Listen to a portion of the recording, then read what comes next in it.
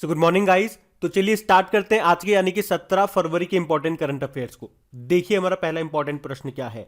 अभी हाल ही में किस बैंक के एमडी सीईओ को business standard banker of the year 2020-21 चुना गया? तो आंसर होगा आईसीआईसीआई बैंक। अच्छा, आईसीआईसीआई बैंक के एमडी सीईओ का नाम क्या है? आंसर होगा संदीप बख्शी। इनको अभी business standard banker of the year 2020-21 के रूप में चुना गया है। और आपको याद होगा अभी आईसीआईसीआई बैंक ने ही ऑनलाइन प्लेटफॉर्म ट्रेड इमर्ज को भी लॉन्च किया था। उसके अलावा याद रखना, स्विफ्ट जीपीआई इंस्टेंट सुविधा शुरू करने वाला विश्व का दूसरा और एशिया का पहला बैंक कौन सा बना था? ICICI bank. और आईसीआईसीआई बैंक का एक डिजिटल वॉलेट है जिसका नाम है पॉकेट। तो यूपीआई नेटवर्क से लिंक करने वाला पहला डिजिटल वॉलेट यही बना था पॉकेट। उसके अलावा याद रखना, फास्टैग जारी करने के लिए फोन पे के साथ समझौता करने वाला पहला बैंक कौन सा बना था? ICICI bank. और फास्टैग जारी करने के लिए गूगल पे के साथ भी समझौता करने वाला पहला बैंक कौन सा बना था? ICICI bank. जबकि देश की पहली कार्डलेस ईएमआई सुविधा भी शुरू की थी किसने? आईसीआईसीआई बैंक ने। और इसी तरह से आपको याद होगा, लोन अगेंस्ट सिक्योरिटीज ग्राहकों के लिए डेबिट कार्ड लॉन्च करने वाला भारत का पहला बैंक भी बना था आईसीआईसीआई बैंक। और किसानों की क्रेडिट योग्यता का आकलन करने के लिए सैटेलाइट डेटा का उपयोग करने वाला पहला बैंक भी यही बना था आईसीआईसीआई बैंक। तो ये सारे important points related to ICICI bank हम लोग करंट अफेयर्स में पढ़ चुके हैं, इनको ध्यान रखना। वैसे आईसीआईसीआई की फुल फॉर्म क्या होती है? Industrial credit and investment corporation of India. Headquarter मिलेगा आपको मुंबई में। एमडी सीईओ हमने कहा संदीप बख्शी हैं। और इसका टैगलाइन क्या होता है? हम है ना ख्याल आपका। अच्छा, एक प्रश्न अगर मैं आपसे पूछूं कि नोट गिनने के लिए रोबोट का इस्तेमाल शुरू करने वाला पहला बैंक कौन सा बना था? और उस रोबोट को कहा जाता है रोबोट आर्म्स। चलिए इस प्रश्न का उत्तर दीजिए, हम बढ़ते आगे। फिर बताइए, ये बड़ा इंपॉर्टेंट क्वेश्चन है कि अभी संध्या मुखोपाध्याय का निधन हो गया। वे क्या थी? तो आंसर होगा गायिका।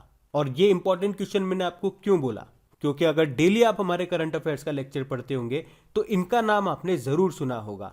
आपको याद होगा हम लोगों ने पढ़ा था पद्म पुरस्कारों के बारे में, तब दो नाम हम लोगों ने अलग से पढ़े थे जिन्होंने ये सम्मान लेने से मना कर दिया था। कुछ याद आया? एक तो थे पश्चिम बंगाल के पूर्व मुख्यमंत्री बुद्ध देव भट्टाचार्य, उन्हें मिला था पद्म भूषण, लेकिन उन्होंने लेने से मना कर दिया था। और दूसरी यही थी संध्या मुखोपाध्याय, इन्हें मिल रहा था पद्म श्री, लेकिन इन्होंने भी इसे लेने से मना कर दिया था। ये एक बंगाली सिंगर थी। अच्छा, बात उठी है पद्म पुरस्कारों की, तो एक बार रिवाइज कर लेते हैं क्योंकि यहां से प्रश्न फंसेगा आपके एग्जाम में। हमने कहा इस बार भारत रत्न किसी को नहीं दिया गया। पद्म पुरस्कारों की बात करते हैं तो पद्म विभूषण होता है, पद्म भूषण होता है और पद्म श्री होता है। तो पद्म श्री मिला 107 लोगों को, पद्म भूषण मिला 17 लोगों को और पद्म विभूषण मिला 4 लोगों को। और ये 4 लोगों के नाम तो आपको याद रखने ही है। एक है प्रभा अत्रे, इनको कला के क्षेत्र में मिला था, महाराष्ट्र से इनका संबंध है। दूसरे थे राधेश्याम खेमका, मरणोपरांत इनको मिला, ये उत्तर प्रदेश से हैं, साहित्य और शिक्षा के क्षेत्र में इनको मिला। तीसरे कौन थे? जनरल बिपिन रावत, भारत के पहले चीफ ऑफ डिफेंस स्टाफ, मरणोपरांत मिल रहा है इनको भी, उत्तराखंड से इनका संबंध है सिविल सर्विस कैटेगरी में। और चौथे थे कल्याण सिंह, जो कि उत्तर प्रदेश के पहले पूर्व मुख्यमंत्री और राजस्थान के पूर्व गवर्नर भी रह चुके हैं, इनको भी मरणोपरांत मिल रहा है पब्लिक वेलफेयर में, लोक कल्याण के क्षेत्र में। तो ये 4 नाम हो गए, इनको याद रखना। पद्म भूषण की बात करेंगे, 17 लोगों को मिला। कुछ 5-7 नाम मैंने आपको याद करवाए थे। एक तो हो गए Ghulam Nabi Azad, public affairs category में मिला। एक राजीव महर्षि हो गए, सिविल सेवा में मिला। और एक सत्य नडेला है, माइक्रोसॉफ्ट के सीईओ हैं। उसी के साथ सुंदर पिचई हैं, गूगल के सीईओ, इनको भी मिला ये सम्मान। बाकी सीरम इंस्टीट्यूट ऑफ पुणे के जो अध्यक्ष हैं साइरस पूनावाला, उनको भी मिला ये सम्मान। और कौन सी कोविड-19 वैक्सीन बनाई थी इन्होंने? कोविशील्ड बनाई। और हमारे एक स्पोर्ट्स प्लेयर हैं देवेंद्र झाझरिया, पैरा खिलाड़ी हैं ये, इनका संबंध राजस्थान से है, भाला फेंकते हैं ये। अभी टोक्यो पैरालंपिक में भी भाला फेंका था और सिल्वर जीता था। एक संजय राजा राम का नाम भी याद रखना, मरणोपरांत मिल रहा है इनको, ये मैक्सिको से है। बाकी पद्मश्री पे आ जाओ तो टोटल 107 है। 107 तो याद नहीं रख पाओगे, कुछ 5-7 नाम मैंने आपको याद करवाए थे, ध्यान से सुनो। सोनू निगम को मिला, जो कि सिंगर हैं, कला के क्षेत्र में इनको मिला। अवनी लेखरा आप सभी जानते हो, स्पोर्ट्स पर्सन है। शूटर हैं ये, राजस्थान से हैं, टोक्यो पैरालंपिक 2020 में गोल्ड जीत करके आई थी ये। नीरज चोपड़ा की बात करें, भाला फेंकते हैं ये, टोक्यो पैरालंपिक में भी फेंका था। कितनी दूर फेंका था? 87.58 मीटर और गोल्ड जीता था। इन्हीं के सम्मान में तो हम भाला फेंक दिवस मनाते हैं। कमेंट बॉक्स में टाइप करके बता दो फटाफट कि भाला फेंक दिवस कब मनाते हैं। वंदना कटारिया को मिला, हॉकी प्लेयर हैं ये। और प्रमोद भगत को मिला, ये पैरा बैडमिंटन प्लेयर हैं, गोल्ड जीता था इन्होंने। इनके अलावा दो नाम मैं आपको और बता रहा हूं, और ये दो नाम हमने न्यूज में पढ़े थे। क्यों? क्योंकि इनका अभी निधन हो गया। एक तो है अमई महालिंगा नायक, इनका संबंध है कर्नाटक से। इन्हीं को सुरंग मैन या टनल मैन या वन मैन आर्मी भी कहा जाता है। और एक है बाबा इकबाल सिंह, ये शिक्षाविद और सामाजिक कार्यकर्ता थे, लेकिन अभी इनका निधन हो गया। ये 5 नाम तो मैंने आपको स्टार्टिंग में जब हमने पद्म पुरस्कारों की बात करी थी जब पढ़ाए थे, लेकिन ये 2 नाम हमने अलग अलग जगह करंट अफेयर्स में ही पढ़े हैं। ये न्यूज़ में थे, इनका भी निधन हो गया, तो यहाँ पे मैं आपको एक साथ बता रहा हूँ, इनको ध्यान रखना। बढ़ते आगे। फिर बताइए, अभी हाल ही में किसने पंचतंत्र पर पहला रंगीन स्मारक सिक्का लॉन्च किया? तो आंसर होगा वित्त मंत्री। वित्त मंत्री कौन है? निर्मला सीतारमण। अभी इन्होंने security printing and minting corporation of India limited के 70वें स्थापना दिवस के अवसर पर पंचतंत्र पर पहला रंगीन स्मारक सिक्का लॉन्च किया है। अच्छा, एक प्रश्न मैं आपसे पूछूंगा, अभी security printing and minting corporation of India limited ने कहां पर नई बैंक नोट प्रिंटिंग लाइन स्थापित की है? तो आंसर होगा 2 जगह पे, एक तो महाराष्ट्र के नासिक में और मध्य प्रदेश के देवास में। और अगर आपसे एग्जाम में पूछा जाए कि बताओ भारत में कितनी बैंक नोट प्रिंटिंग प्रेस है? 4 हैं, महाराष्ट्र के नासिक में, मध्य प्रदेश के देवास में, कर्नाटक के मैसूर में, पश्चिम बंगाल के सलबोनी में। और टकसाल कितने हैं? टकसाल जहाँ पे सिक्के बनते हैं वो भी 4 हैं, मुंबई, कोलकाता, हैदराबाद और नोएडा। अच्छा, अगर आपसे एग्जाम में पूछा जाए कि बताओ 2000 रुपये का नोट देखा है कभी? आप कहोगे हाँ देखा है, तो बताओ उसमें किसका चित्र अंकित है? मंगलयान का।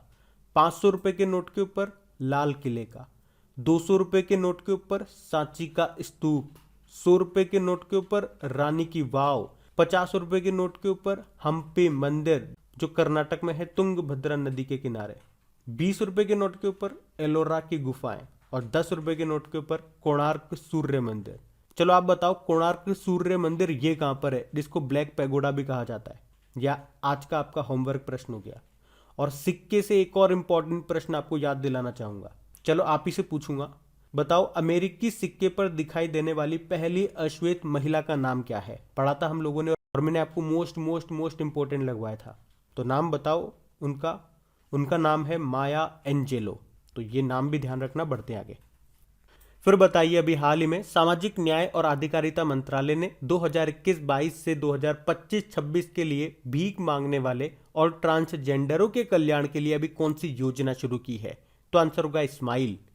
अच्छा, हमारे social justice and empowerment minister कौन है? डॉक्टर वीरेंद्र कुमार हैं, जिन्होंने ही ये स्माइल योजना शुरू की है। यहाँ पे स्माइल की भी फुल फॉर्म होती है support for marginalised individuals for livelihood and enterprise. इसका उद्देश्य क्या है इस योजना का? तो ट्रांसजेंडर समुदाय और भीख मांगने के कार्य में लगे हुए लोगों को कल्याणकारी उपाय प्रदान करना। तो मंत्रालय ने 2021-22 से 2025-26 तक 5 सालों के लिए जो योजना होगी उसके लिए 365 करोड़ रुपए आवंटित किए हैं। अब ये तो हो गई स्माइल योजना। एक संभव नाम से कार्यक्रम आपको याद होगा। एमएसएमई मंत्रालय ने उद्यमिता को बढ़ावा देने में युवाओं की भागीदारी को बढ़ावा देने के लिए संभव नाम से एक जागरूकता कार्यक्रम शुरू किया था। वैसे एमएसएमई मंत्री कौन है? हमारे नारायण रणें। एमएसएमई मतलब होता है micro small and medium enterprises. अब आप लोग मुझे बता दो एमएसएमई डे कब मनाया जाता है? और अगर डेली आप हमारे करंट अफेयर्स का रिवीजन वाला वीडियो देखते होंगे जहां पे हम डेली 10 इंपॉर्टेंट करंट अफेयर्स को रिवाइज करते हैं, वहां पे कई बार मैं आपको बता चुका हूं। अब आप बताओ। और उसी तरह से समृद्ध पहल भी आप लोगों ने सुनी होगी। नीति आयोग ने इस पहल को शुरू किया था, जिसका उद्देश्य क्या है? ग्रामीण और आदिवासी क्षेत्रों में कमजोर आबादी के लिए सस्ती और गुणवत्तापूर्ण स्वास्थ्य सेवा में सुधार करना इसका उद्देश्य था। अच्छा, एक प्रश्न का जवाब दो मुझे आप। अभी पाकिस्तान की पहली ट्रांसजेंडर डॉक्टर कौन बनी थी? तो आंसर होगा सारा गिल। और अगर आपसे एग्जाम में पूछा जाए कि अभी भारत सरकार ने ट्रांसजेंडर व्यक्तियों के लिए गरिमा गृह स्थापित किया था, कहां पे बताओ? तो आंसर होगा गुजरात के वडोदरा में। और भारत का पहला ट्रांसजेंडर कम्युनिटी डेस्क कहां पे खुला है? तेलंगाना में।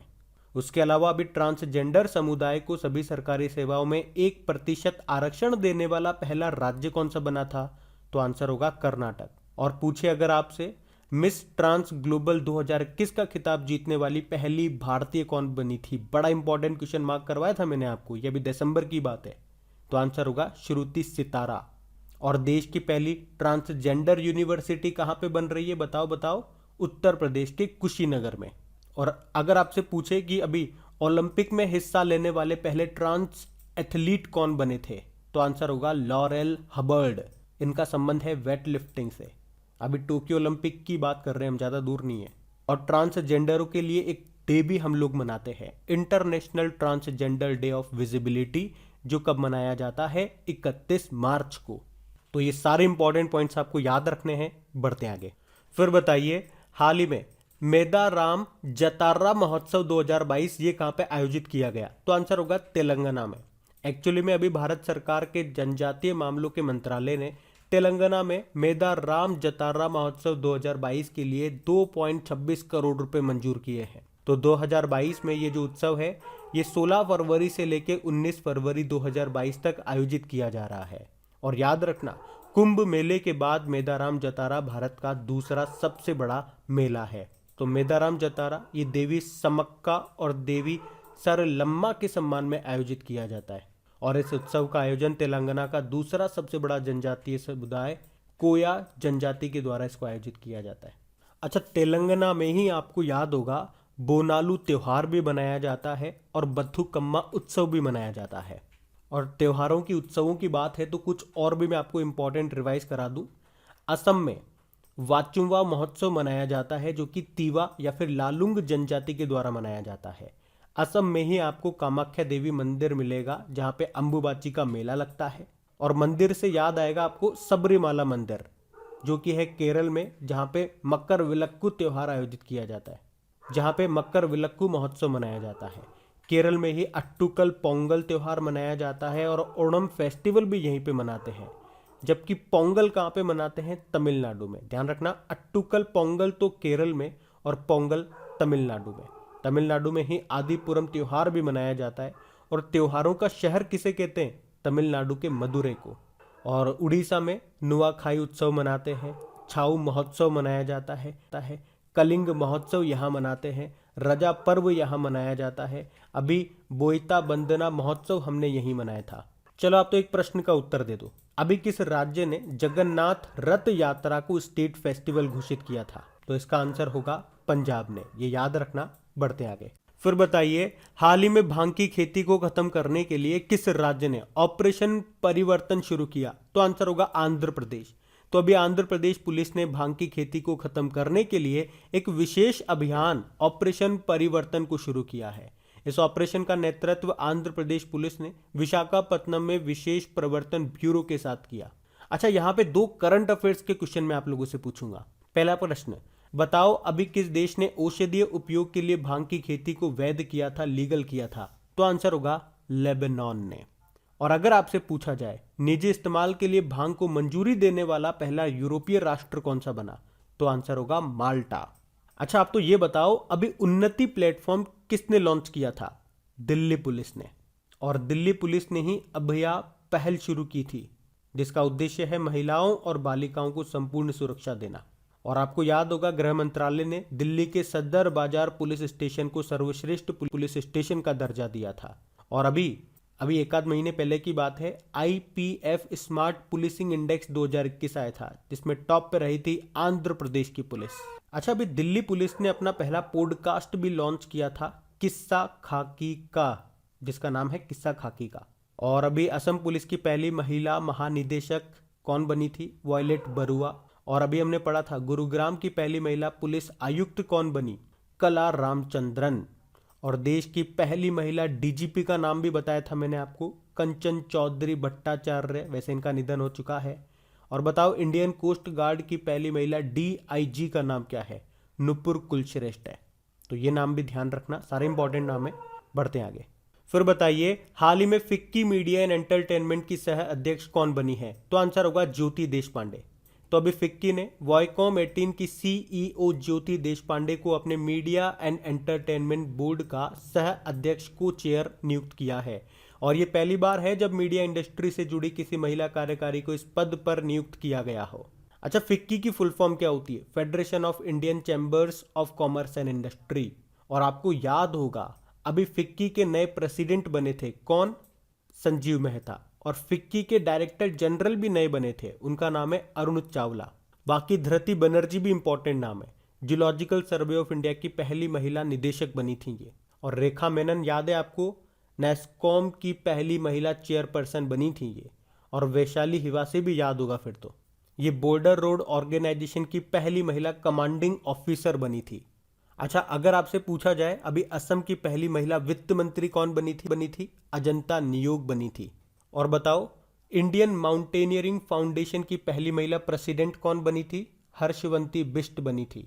अब एक प्रश्न का उत्तर आप दे दो, अभी JNU जवाहरलाल नेहरू यूनिवर्सिटी की पहली महिला वाइस चांसलर कुलपति कौन बनी है? हम बढ़ते हैं आगे। फिर बताइए अभी हाल ही में अंतरराष्ट्रीय मृगी दिवस 2022 ये कब मनाया गया? तो आंसर होगा 14 फरवरी को। अब याद रखना ये हर साल 14 फरवरी को नहीं मनाया जाता, ये हर साल फरवरी के दूसरे सोमवार को मनाया जाता है, जो कि इस साल आ रहा है 14 फरवरी को।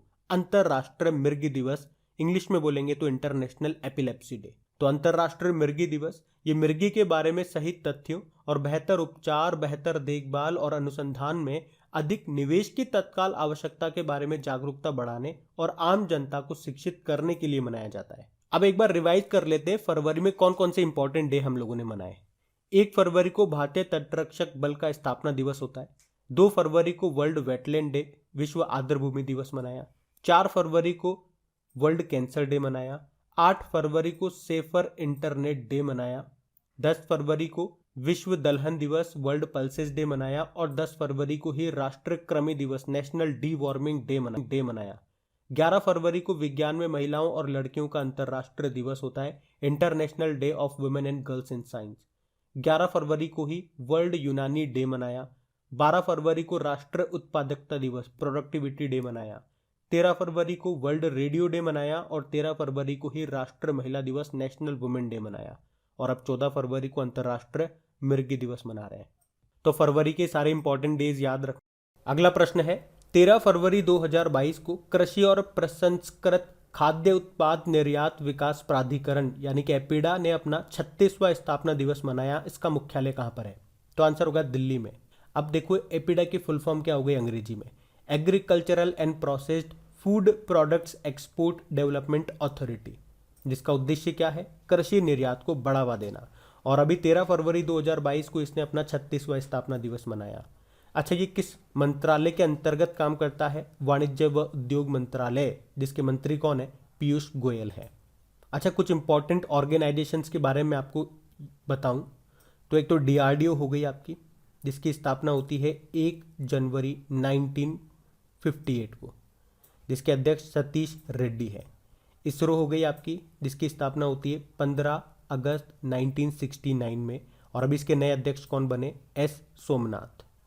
नाबार्ड की बात कर लें, स्थापना होती है 12 जुलाई 1982 में, अध्यक्ष हैं गोविंद राजुलू चिंटला। सेबी की बात कर लें, स्थापना होती है 1988 में। और अधिनियम कब आया? 1992 में, अध्यक्ष हैं अजय त्यागी। और अभी हमने पढ़ा था विक्रम साराभाई स्पेस सेंटर के अध्यक्ष कौन बने? S उन्नीकृष्णन बने। चलो इनमें से ही एक प्रश्न आपका और बन जाएगा, ये सारे ऑप्शन समझ लो आप। और एक प्रश्न अब आ रहा है, जीवा कार्यक्रम अभी किसने शुरू किया था? इसका उत्तर इन्हीं में से आपको मिलेगा। बताओ, हम बढ़ते हैं आगे। फिर बताइए मार्च 2022 में दक्षिण एशियाई क्रॉस कंट्री चैंपियनशिप और 56वीं नेशनल क्रॉस कंट्री चैंपियनशिप ये किस राज्य में आयोजित की जाएगी? तो आंसर होगा Nagaland. So South Asia cross country championship और 56वीं नेशनल क्रॉस कंट्री चैंपियनशिप का आयोजन 26 मार्च 2022 को इंदिरा गांधी स्टेडियम कोहिमा नागालैंड में किया जाएगा। और वैसे तो ये चैंपियनशिप पहले 15 जनवरी 2022 को आयोजित होनी थी, लेकिन अब मार्च में होगी। और ये टूर्नामेंट नागालैंड में पहला अंतर्राष्ट्रीय एथलेटिक्स आयोजन होगा। कहाँ पे होगा? नागालैंड में। तो ये रहा मैप में नागालैंड। कैपिटल इसकी कोहिमा है। मुख्यमंत्री नेफ्यू रियो हो गए। और गवर्नर कौन है? पहले गवर्नर थे RN रवि, जो तो तमिलनाडु में चले गए। अब जो असम के गवर्नर हैं जगदीश मुखी, उनको यहाँ का एडिशनल चार्ज दे दिया गया। अभी आपको याद होगा नागालैंड ने वन धन योजना के तहत 7 राष्ट्रीय पुरस्कार जीते थे। और नागालैंड ने 100% साक्षरता का लक्ष्य कब का रखा है? चलो ये उत्तर आप ही को देना है। प्रश्न सुनो फिर से। नागालैंड ने 100% साक्षरता का लक्ष्य कब का रखा है? मैं आपको हिंट जरूर दूंगा।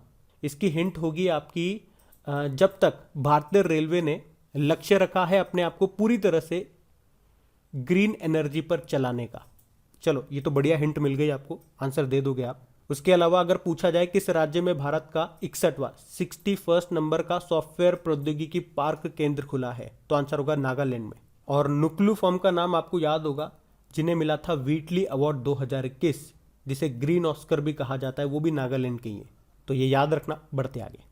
फिर आपको बताना है अभी हाल ही में गेमिंग ऐप A23 के ब्रांड एम्बेसडर कौन बने, तो आंसर होगा शाहरुख खान। तो online skill gaming company head digital works के स्वामित्व वाले ऐप A23 ने शाहरुख खान को अपना ब्रांड एम्बेसडर बनाया है। बाकी अक्षय कुमार आपको याद होगा भी उत्तराखंड के ब्रांड एम्बेसडर बने थे, उनसे पहले ऋषभ पंत भी बने थे।